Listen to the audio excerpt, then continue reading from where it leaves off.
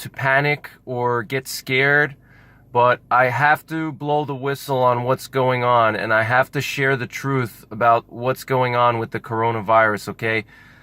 I don't make any money on these videos, okay? All these videos that I make are demonetized by YouTube, so I can't make any money on them, and I have a small channel, so even if they were monetized, I wouldn't be making a ton of money on them anyway. And it's more important for me to share the truth and spread the warning of what is happening right now and what could potentially escalate into a very, very serious pandemic and a very, very serious global catastrophe and a humanitarian crisis of epic proportions, okay? And I'm not going to refrain from telling the truth. I'm not going to be afraid of censorship or afraid of trolls that threaten to flag my videos or say that my videos are dangerous, okay? I'm tired of it, all right? I'm tired of people accusing me of fear-mongering and saying that my videos are dangerous, okay? It's freedom of speech, and if you don't like it, then go move to China and see how much better your life will be, okay? This is a free country, and I'm allowed to say whatever the heck I want to say. And if you don't like it, don't watch my videos, plain and simple, period. For anybody else that actually cares about their country and loves their family and loves America, then you stay tuned and you pay attention to what I'm about to tell you, okay? This country is on the verge of a major, major pandemic, all right? And the media is not going to tell you that. The CDC is not going to tell you that. Your local government is not going to tell you that. Your mayor is not going to tell you that. All right? They're going to keep everything secret from you until it's too late, okay? Because they don't want people to panic. They know if they go out there and they tell you guys that there's maybe 2,000 or 3,000 people being quarantined and there may have been 5 or 10 people dead already, they know that you're going to go out there and you're going to buy up all the food and you're going to panic and you're going to run to the store, okay? So they don't want to tell you what's really going on. And what's really going on is that you have people dying, all right, all over the world now, all right? This is not a joke anymore. This is not, some kind of a fantasy here. This is the real deal, okay? People are dying. People are sick. People are losing loved ones in China, in many, many countries. Right now, as we speak, there are people suffering and laying up in hospital beds, okay? Not knowing if they're going to see the next day, all right? And it's my duty as a YouTuber to warn you guys, you know, it's a free country and I'm allowed to share my mind, all right? And if that makes me a bad person, then so be it, because I'm not afraid of telling the truth. And I will plant myself like a tree next to the river of truth. And I will not budge, all right? No matter what you guys say, whatever negative comments you make to me, I will never budge. I am solid like a 500-year-old oak tree, and I will never budge, okay? The truth is the truth, and I will never be afraid to share the truth, okay? And the truth is that you have hundreds of people sick in South Korea right now, okay? We have 200 people reportedly sick. We have one person in a church in South Korea that spread the virus to as many as 40 people that are already confirmed sick from that one church. We have 40 people that are already sick, and they say it was caused by one person. And they're evaluating 50 other people from that church, and they're currently being tested, all right? So you have as many as 90 people potentially infected by one person, okay? If that doesn't scare you, and if that doesn't get you if that doesn't motivate you to prepare for this thing, I don't know what else will, okay? Because this thing will spread like wildfire once it gets here, and it already is here. There's already thousands of cases that I think are being covered up.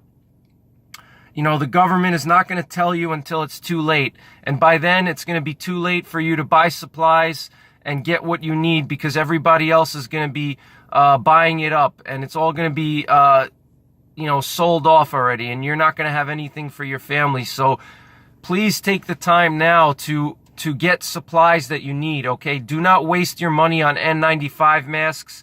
Do not waste your money on sanitizer, okay?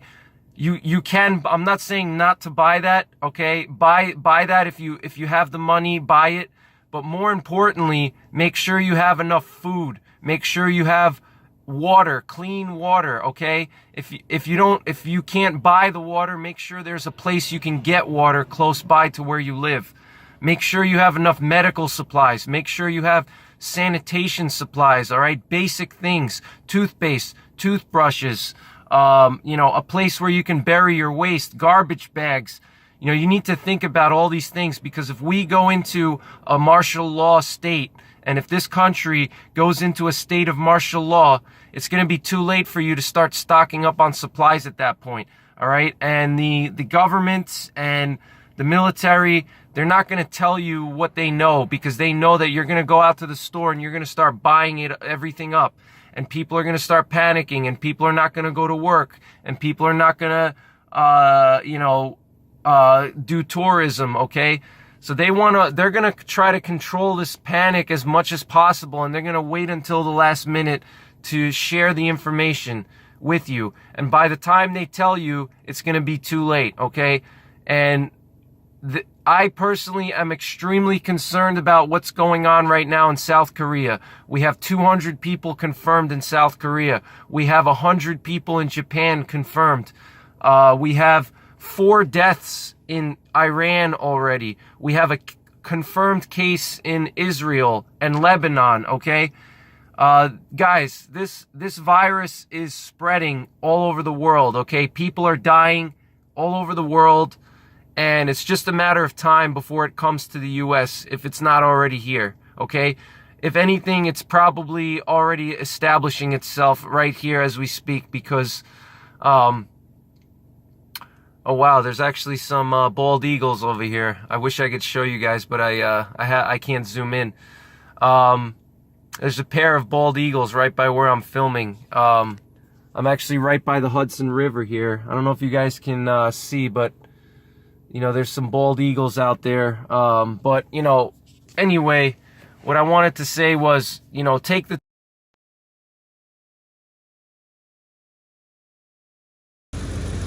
This plane brought Taiwanese evacuees home from a quarantined cruise ship in Japan hit by the coronavirus.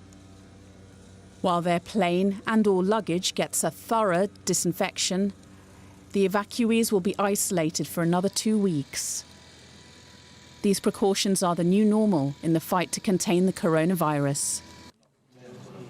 In Italy, top officials meet after the virus claimed its first victim in the country. An elderly man in northern Italy died after being hospitalized. The number of cases spiked to 17 in just one day. In Codogno, a town southeast of Milan, officials shut down schools and businesses. They've issued an official order to close down all the shops, and we're following the order, so we're closing. There's a lot of alarm, and that also worries me.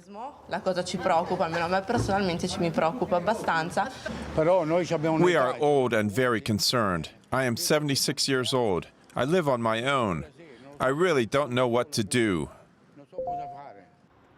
Public events are banned, and that includes church services. The first patient to contract the virus here had met a friend who had recently travelled to China.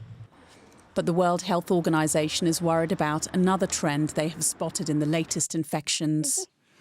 Although the total number of cases outside China remains relatively small, we're concerned about the number of cases with no clear epidemiological link, such as travel history to China or contact with a confirmed case.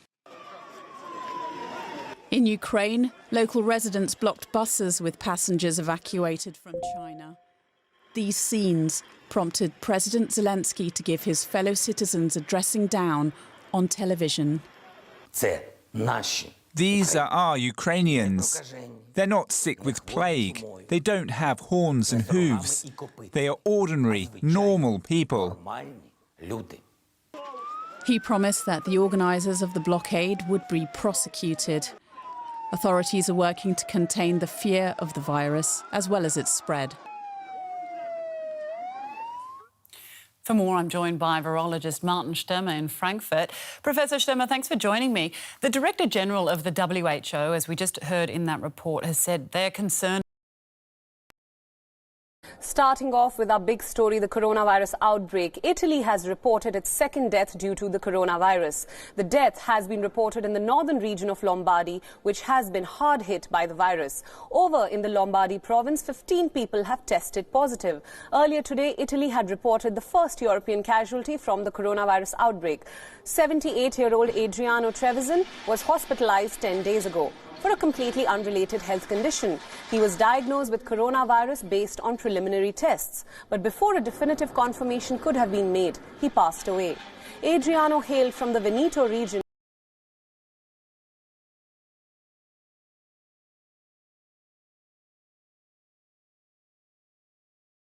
in northeastern Italy. A 67-year-old from the same village has also tested positive. Veneto's provincial head announced a quarantine zone around Adriano's village. All 3,300 village residents will be tested for the virus. The new wave of cases in Italy's northern region of Lombardy has triggered shutdown of shops, offices and community centres. 10 towns in this region have been shut down and close to 50,000 people have been asked to stay indoors. Public events like church masses and sporting events also stand suspended. An initial investigation revealed that the infected people visited the same bar and had a common group of friends. The local administration has announced multiple precautionary measures. The 250 people who came in contact with the patients are now in isolation. 60 workers at the Unilever factory in Lombardy have also been tested. The regional railway organization announced that trains would not stop at 3 stations in Is continuing to bring you all the latest updates about the coronavirus pandemic. The death toll from the new virus has now reached a whopping 2,347, with more than 76,200 cases around the world. 109 deaths were reported in China overnight. Amidst the growing outbreak, China has seen a drop in the number of new infected cases. Compared to the 900 new cases reported on Friday, the number dropped to just 397 overnight. Meanwhile, China's ruling Communist Party has said that the outbreak in the country has not yet reached its peak. In a Politburo meeting chaired by President Xi Jinping, the party said, and I quote, "A turning point in the development of the national epidemic situation has not yet arrived. The epidemic prevention and control situation in Hubei province and Wuhan city remains severe and complex." While the virus has impacted the Chinese economy, the government believes that the economy's long-term improving momentum will not change. Meanwhile, contrasting claims about the virus make it difficult to contain it as this global contagion continues to take more and more lives. The local government has now said that the virus's incubation period could be much longer than the presumed 14 days. This comes as a man who was infected with the virus showed symptoms a record 27 days later. A longer incubation period could complicate efforts to contain the spread of this virus. In another incident, a 20-year-old Chinese woman from Wuhan city with no symptoms of the virus has now infected 5 of her relatives. This brings back the fear of individuals without any symptoms spreading the virus. According to the study, all 5 of her relatives developed COVID-19 pneumonia, but the young woman is said to develop any symptoms. Such developments make the prevention of the virus far more challenging. Amidst growing fears, the World Health Organization has stepped up its battle against the virus. The WHO warned that the window of opportunity to contain the spread of the epidemic is narrowing. The window of opportunity is still there, but our window of opportunity is narrowing. I would put it that way, narrowing. And that's why we called the international community to act. And that's why I explained yesterday, although we're asking for, the international community to act quickly, including the financing, that's not what we see.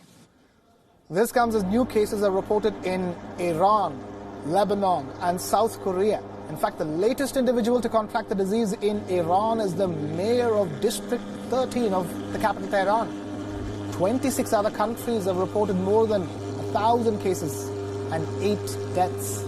While the World Health Organization appreciated the countermeasures undertaken by China and other countries, it asked them to continue the containment measures while preparing for a possible community transmission. At the daily press briefing, the World Health Organization's Director General also announced the appointment of 6 special envoys on the coronavirus in different parts of the world in an effort to battle the outbreak. So pleased to announce today that we are appointing 6 special envoys on coronavirus, on COVID-19, to provide strategic advice and high-level political advocacy and engagement in different parts of the world. Now, Iran has reported another death due to the new coronavirus, and that takes the total death toll in the West Asian country to 5, while 28 people till now have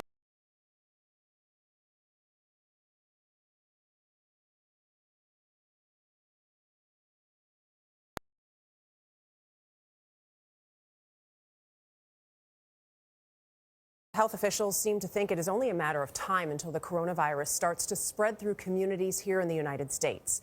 The Centers for Disease Control says it is preparing medical personnel on how to contain the spread of its flu-like illness. So far, 34 coronavirus cases have been confirmed in the U.S., but there have been more than 76,000 worldwide, the vast majority in China. And overnight, there was a huge surge of cases in South Korea. More than 2,200 people around the world have died. Deborah Pata is in Tokyo, where the disease is now threatening the 2020 Olympics, which are still months away.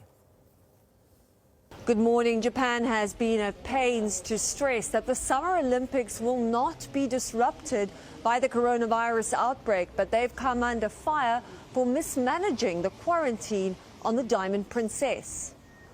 Japan has already invested more than $28 billion in infrastructure for the Olympics, and there's around $6 billion in sponsorship at stake. Olympic officials insist the Games will not be cancelled or postponed, but experts point out that the government doesn't have a plan B if the virus continues to spread in this country, other than to cross their fingers and hope it abates in time for the Olympics in July. Their handling of the quarantine process on the now notorious Diamond Princess has done little to restore public confidence in their crisis management ability. And the ship has become the site of the largest cluster of infections outside China. Globally, new pockets of infections have also sprung up, with the most troubling in South Korea, the majority of them linked to a church in Daegu. A woman in her 60s attended a church service before testing positive for the virus. At least 1,000 worshippers have been confined to their homes, schools have been closed, and residents have been told to avoid Global Infectious Hazard Preparedness.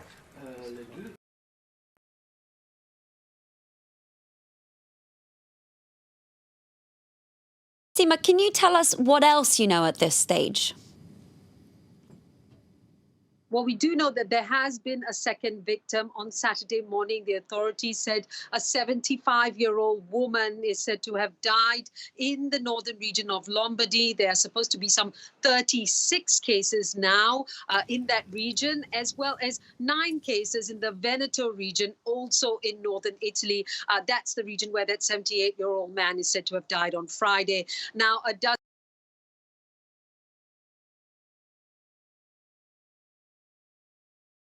And joining us now is Frank Gaffney, national security expert and executive chairman of the Center for Security Policy. Frank, thank you for being with us today.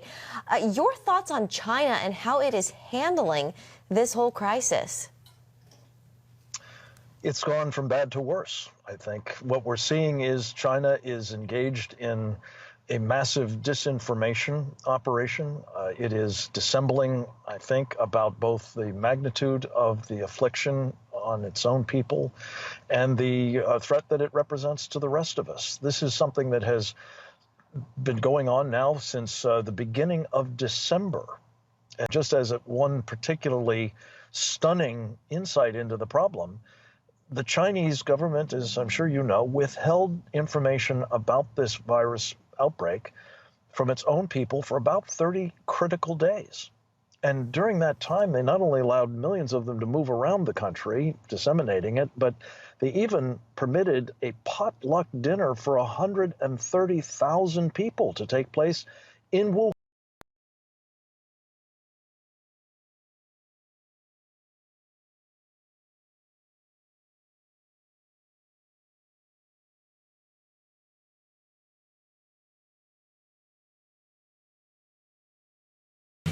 I'm Russ Bowen in the Breaking News Center. The CDC now says there are more than 30 confirmed cases of the coronavirus in the United States. The agency prepared for it to become a pandemic. According to the CDC, while the virus is not spreading throughout the U.S. right now, they say it is very possible, even likely, that it may eventually happen. Right now, the total number of people infected worldwide is more than 76,000.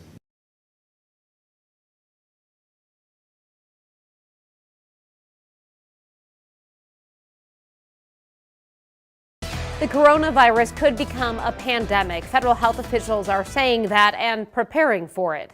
Good evening, I'm Jennifer Griswold. There are now 34 confirmed cases in the United States, but already more than 75,000 in mainland China. Reporter Ruta Olsenaida has more on what we can expect in the United States if the spread continues.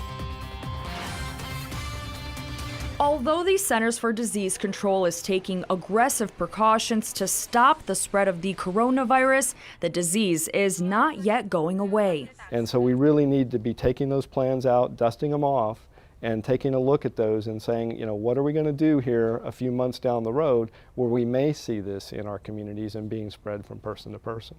According to a CDC official, it is likely that the novel coronavirus will continue spreading into our communities, person to person. The impacts of the virus could turn into a pandemic, meaning affecting the entire world. You may be hearing about schools shutting down and businesses closing in countries in Asia to reduce the potential spread of this virus. The day may come when we will need to implement such measures in the U.S. communities. You might have to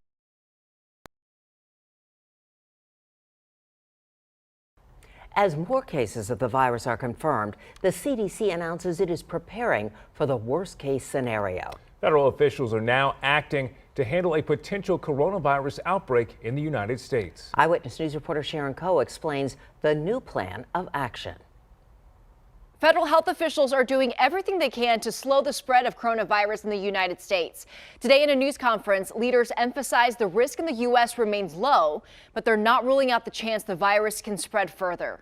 If you're watching the news, you may be hearing about schools shutting down and businesses closing in countries in Asia to reduce the potential spread of this virus. The day may come when we will need to implement such measures in the U.S. communities. She's the director for the National Center for Immunization and Respiratory Diseases. She says right now they're going through all pandemic preparedness materials, including guidelines from this report focused on influenza. It'll serve as the blueprint for any interventions. By next week, the CDC will have a new webpage up and running. It'll be focused on what CDC is doing to reduce transmission in U.S. communities.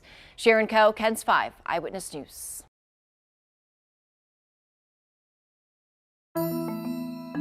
U.S. government officials have said that the coronavirus could impact Chinese purchases of U.S. farm goods. China committed to record purchases of U.S. ag products as part of the Phase 1 trade deal signed in January. The coronavirus is a problem when it comes to potential purchases, but is certainly not the only problem. U.S. soybeans are typically purchased aggressively by